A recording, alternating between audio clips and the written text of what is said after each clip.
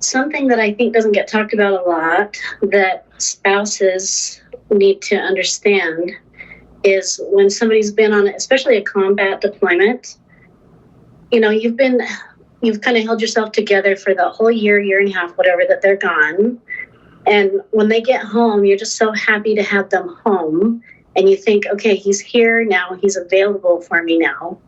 But you need to understand that he's going to be physically there, but emotionally, he is living in a fortress for a while and built some walls for a while. And he's going to be emotionally unavailable for a while. And that's hard, as a spouse, especially the male-female dynamic, because speaking to women, we need to connect emotionally first before we open up physically. And men are, I think, kind of opposite a little bit, that when you connect physically, you need that for your healing to be able to open up emotionally. And it's a really tall order to participate in the physical and the healing that way. And the emotional is still largely closed off, and it could be for years. Yep. And that's really hard. But, it's not any harder than what they had to do, obviously, being in battle. But I don't think people anticipate that.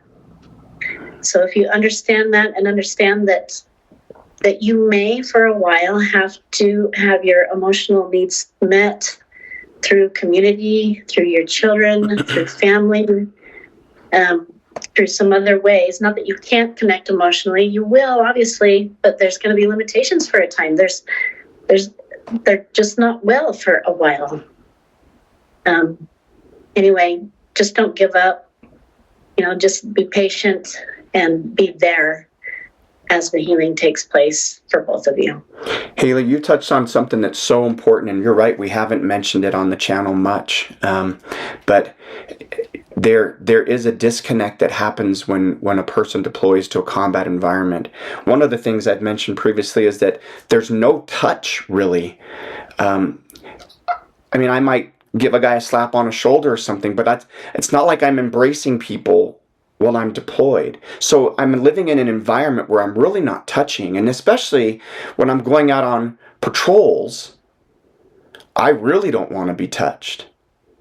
And so then I come from that environment and I have 4 days in transition to get home, and suddenly my kids, my wife, they want to touch me. Freak no.